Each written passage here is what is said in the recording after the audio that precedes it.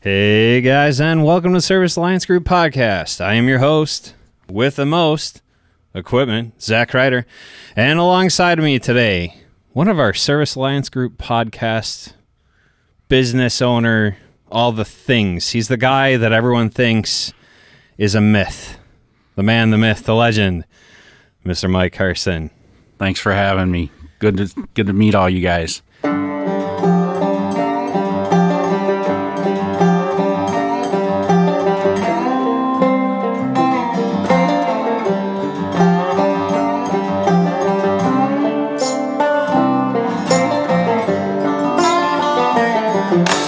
It's good to have you here, brother. So for those of you who don't know, we're in the same town. I've known Mike a long time. We're actually recording in the church studio today. So the background kind of looks the same, but some things are missing. So we just need a little more space to have two people interact. But I've known Mike a long time. He built my website. He's done my SEO work. We're good friends. So I'm excited to have you here. So to introduce you to our audience and to our community at large, because some of them are like, yeah, this guy doesn't exist. It's pretty funny. Who are you and why should we care? Like, what's your background, man? I own a digital marketing agency in Chicagoland in Joliet, Illinois, and been doing that since 2004. And I just help businesses succeed online, all in a nutshell. Yeah, and you offer a lot of services within what you do. So you build websites, you do SEO, but I feel like there's more mixed baggage within that. There's a lot. I mean, it can go pretty deep. I mean, there's a lot of moving parts to both, as you know. But, it's not just developing a website. Anybody can hire anybody to develop a website, but developing a website properly.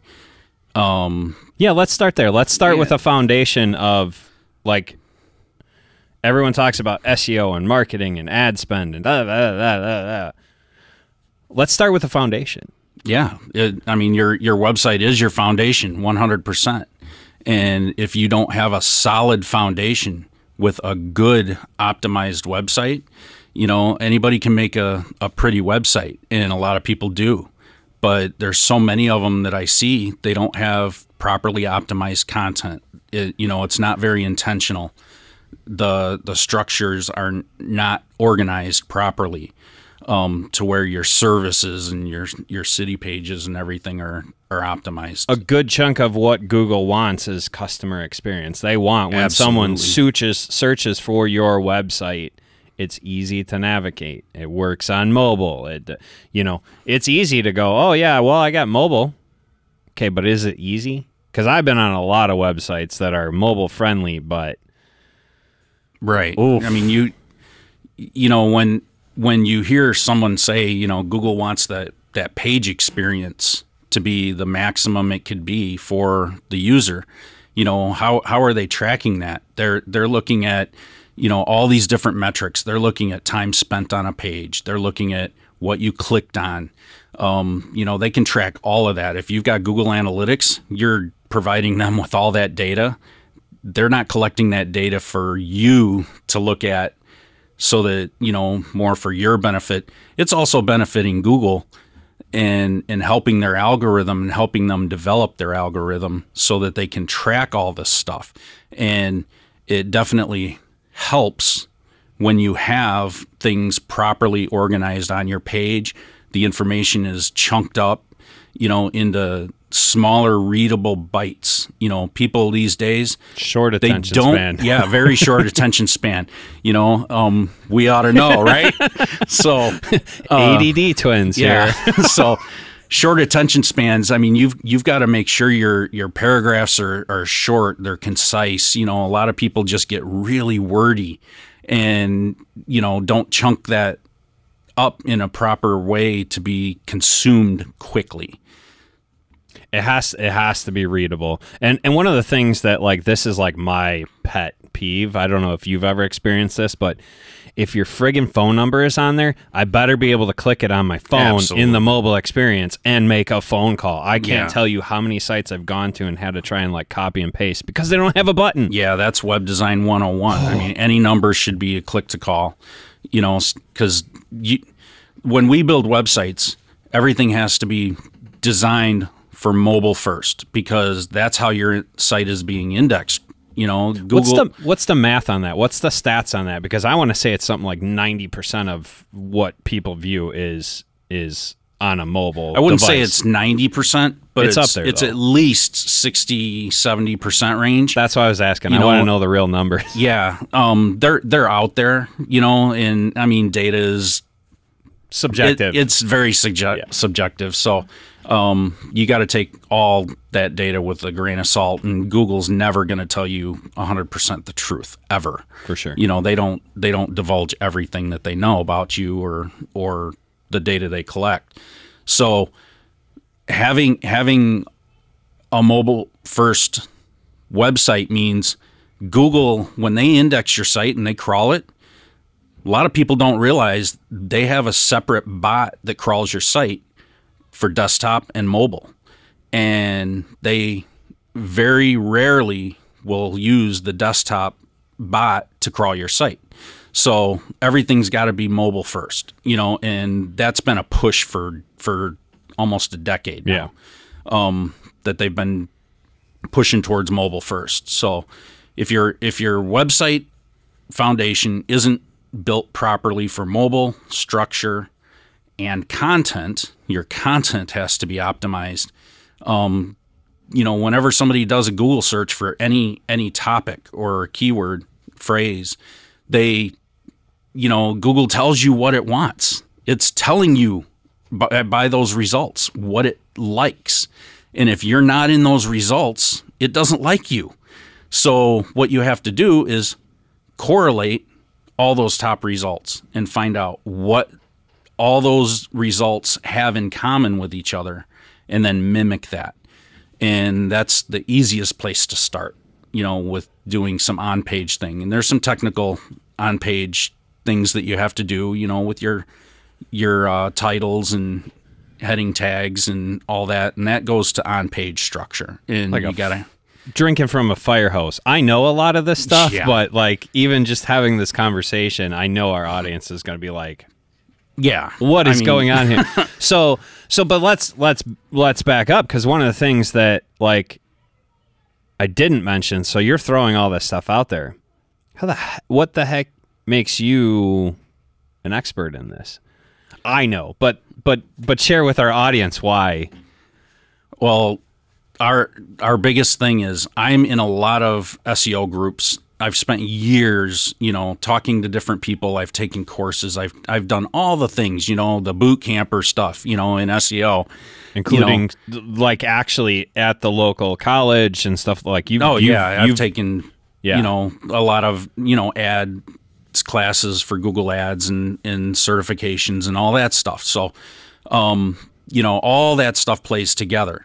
But to round it all out, you get a lot of misinformation. You know, just like your industry, you could have a lot of people teaching things, but are they teaching well? And is the information that you're getting really good information? And are you being taught properly? And I've gone through that, and I've had to discern who's taught me properly, who am I listening to? And I've gotten into some groups, and I've become friends with some really high-profile SEO people around the world. And these groups, one thing that I've found out is testing is key. I'm in some testing groups, and I actually won an SEO contest in 2020 for one of my tests, where I basically tested WordPress and Joomla to find out what Google likes the best. And this testing group, we all get together and we run all these different tests, and we find out what Google likes and what it doesn't. And when some of these other blogs out there, these SEO blogs that, you know, maybe you're reading, trying to figure out, you know, what's real and what's not, you know, how to make things better for yourself. We test when they make a claim. we run back and we verify it, and we find out if it's a false claim or a true claim through our tests. And then we have that validated by other members in our group. So it's not just one person testing. That test gets put out there and it gets repeated by other members. So we test Google and we find out what Google likes and dislikes through SEO science proof. So community within SEO is just as important as it is in any service business, right? Oh, yeah. Like, you know, whether it's HVAC or appliance or plumbing or whatever, like it is just as important to have a community within the SEO. And I've been in a few of the groups because, like, you know, you said, try and do it on your own. And I know better. Like, I know better. You built the site. You know how it's structured. You know. Pay a professional, right? We sit there and we preach, call an appliance specialist, call an HVAC specialist, call an SEO specialist. Please, for the love of Pete, stop trying to do it yourself. You can, but it's like, you know, Joe homeowner deciding, oh, I'm just going to go and replace this magnetron in my microwave. Yeah, that ends well every time. So pay a professional. So we got the foundation, and then there's all the other layers that pile on top of that, right? So you have, you know, the structure is there, the foundation is there, and then you're moving into the walls, right? So into the walls, you're talking about what's actually on the pages, right? Not just like anymore how it's laid out. Now it's what's on those pages matters. So that's the next piece of the puzzle. So your content matters, you know, and content matters as much as the structure of the site. How that content is structured on the page. And not so much just on the page, it's your navigation. It has to have a structure. Your services and your service pages are what's called a silo. They should be basically in their own column and isolated from anything else on the site. And that's just basically your service funnel. And then you could have your city pages that you're targeting, and that's another funnel in another silo, they call it. So, and then your About Us pages and things like that would be their own silo. So having that content that's specific on those pages is really key. And there's schema markup that's, you know, basically some special code that's behind the scenes on the website that only the search engines see. And it basically defines exactly what that page is about. Clarity is everything to Google. Google's a machine. It's not a person. It can't make heads or tails out of things unless there's words on the page and signals that tell it what the page is about. And that includes internal linking, you know, from one page to another or one page to the next page, having other related blog posts, you know, about, say, refrigerator repair or air conditioner, you know, service. Blog posts, videos. Exactly. Podcast, whatever you got. All that extra stuff, you know, links from social media accounts, you know, and post and sharing. You know, social signals can be huge too. But I feel like that's becoming more important, and it's not. Maybe within the SEO community it's well understood, but the community at large, business owners don't fully understand those social signals are becoming more and more and more driven now. So social signals, you could look at them as part of external SEO. You know, okay, so there's a lot of on-page SEO, and then you have off-page SEO, and that includes links from other authority sites that are higher authority than you, and Google sees them as higher authority and very trusted sites. Trust is everything. You know, you have to have trust with Google. And how is Google going to trust you? Because your site is clearly laid out and other people are linking to your site. So if you've got a bunch of links out there that are just spam from low quality sites, Google's not going to care. It's going to devalue those links. They're not going to matter. But if you have a link or two to a page that's coming from a very high authority website related to your niche market, then obviously it's going to give you credibility. It's like a citation. So that's awesome. Yeah. That's awesome. So What in the years that you've been working with service industries specifically, you've started to add more clients in the appliance space and stuff like that. So what's been one of the things, like when we come to you as business owners, are like, hey, I need a website and I need SEO. What's something we need to know when we're approaching that? Like what's something that you've learned along the way that's so important for us to provide you?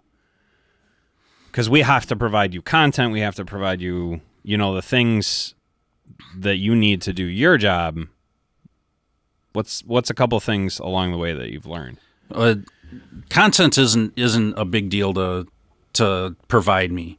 It definitely helps, but I have an in-house content team. We've got a full development team, for SEO content, web development, and programming. So my team, and I can write the content, but I need to know, what your target market is. What is your service area? Those are the things that we have to define and, really focus on, because in your industry, relevance for proximity is everything. So, everything has to have signals around cities that you're servicing, right? So we have to build pages to target those cities in order to help show up in the search results, and also build relevance on the site that Google knows this is what your service area is, because you've got multiple city pages that actually show this.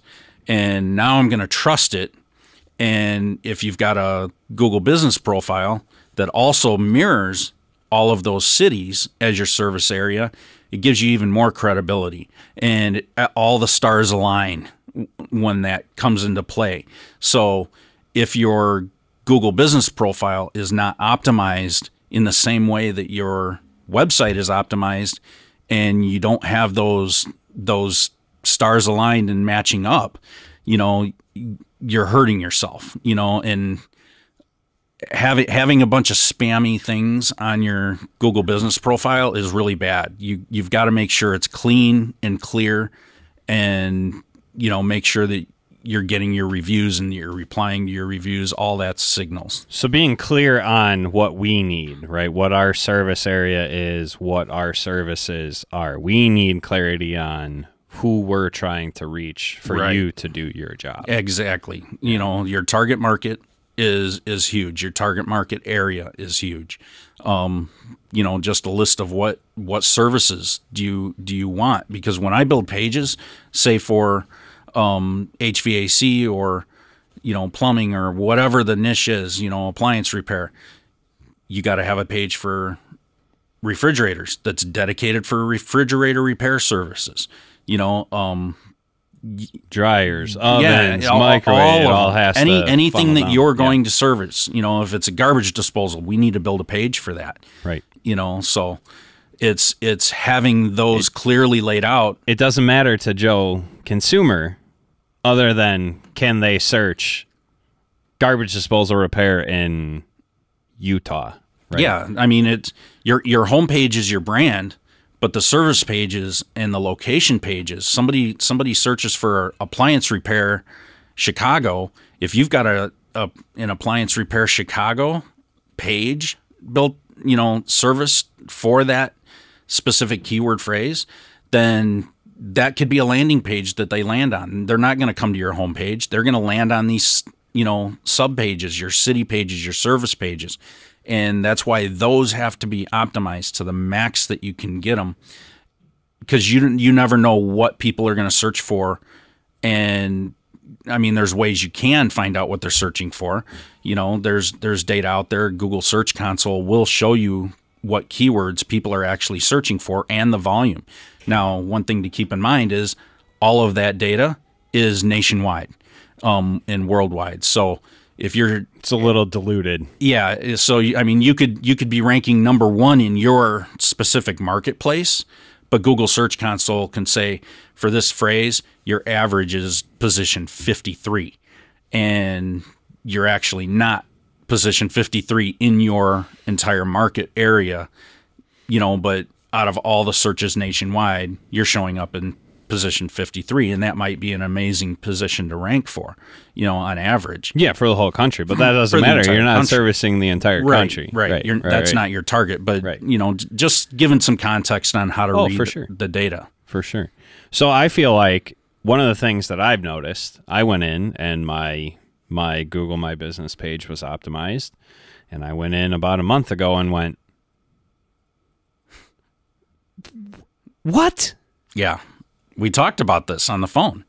I didn't put that in there. We talked about it months before, about 6 months ago. Yeah. Zach and I had a conversation. He goes, what? Why did you put that on there? I'm like, what are you talking about? Yeah, Google will automatically suggest certain things. And if you don't respond, okay, right, yep, good. I'm throwing that in there for you. It automatically thinks that it's doing you a favor by optimizing and adding categories and keywords to your it makes categories. It worse.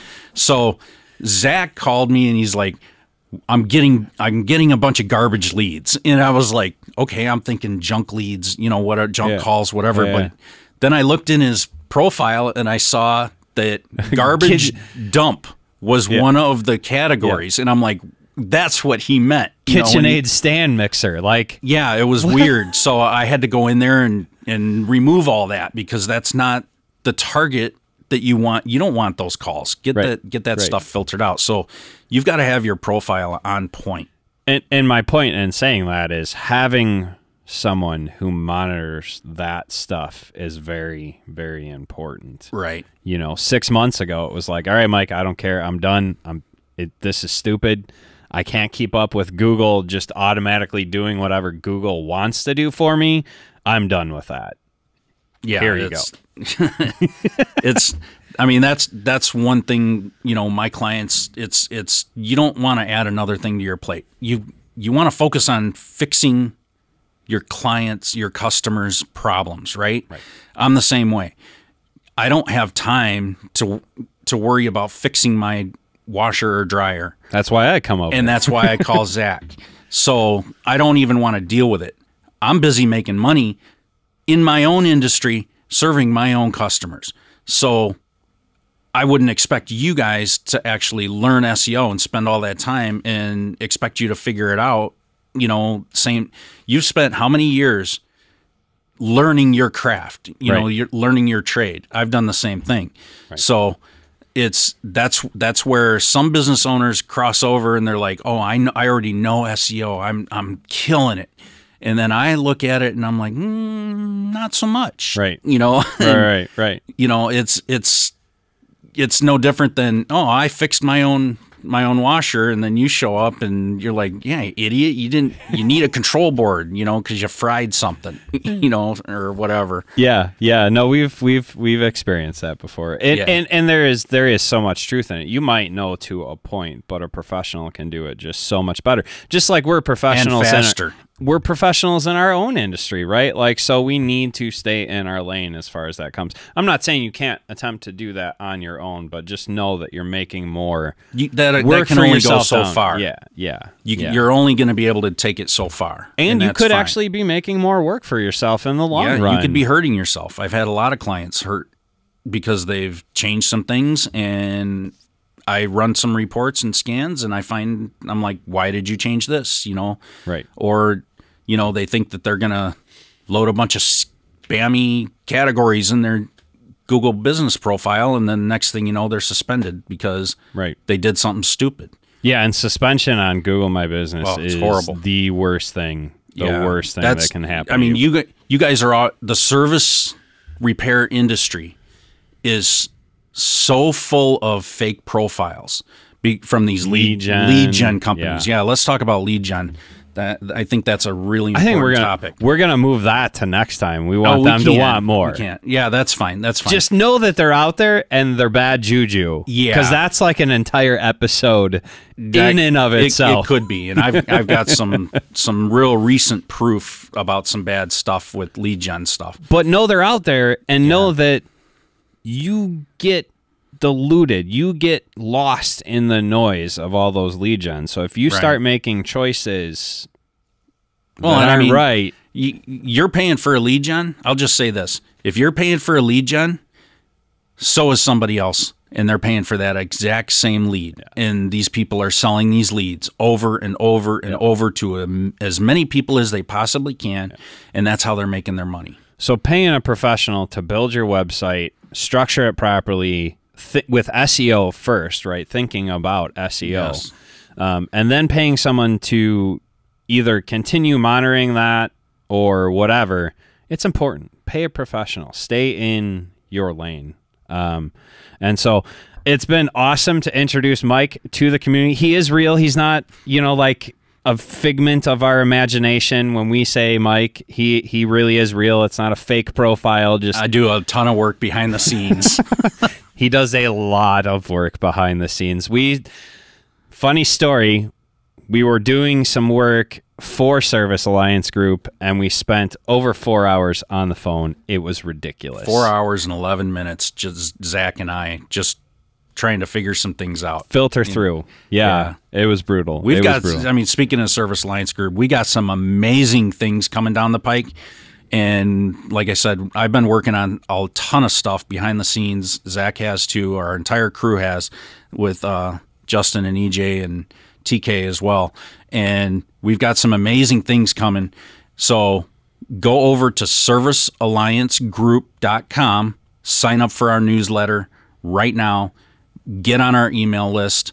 And yeah, you're not going to want to miss this launch. When the launch comes, when we announce the launch, there is a limited window in which to get the most value out of what we're offering. So we are actually really excited about sharing that with you guys. And it's been almost 4 months straight of just grinding and 2 a.m. mornings for me every single night. And, we're getting there, though. We're getting there. We're getting so close to the launch. So anyway, it's been a pleasure to have you on the podcast, and I can't wait to have you back. And again, you're close. There's no reason we can't have you on again. There's so many topics that we can talk about. We'll do an AMA soon. Yes. So after you watch this podcast, we run the live Ask Me Anything on Friday on the YouTube page as well as on Appliance Alliance Group. So tune in next Friday. We're going to have Mike coming on. If you have SEO, website, anything questions, write them down, send them to me, send them to EJ, send them to Mike, send them to Justin, send them to TK, send them to one of us. And we will have Mike on for the next Ask Me Anything, which will be, I don't know, what is that going to be? April sometime. That'll be like right at April. Because this is what, March something, and we're at the end of March 2022, just thinking future-wise, because we may have people watching this down the road. So, yeah, next week should be the beginning of April, I believe. And I'll post the links in there. Doesn't matter. If you're watching this on YouTube, smash that subscribe button. Hit the like. Hit the bell. Yeah, get notified. Like. Hit that bell. You'll get notified as soon as it goes live. Yeah. So and share with your friends. Yeah, it helps. Absolutely. Thanks, guys. So for the Service Alliance Group podcast, we're signing off.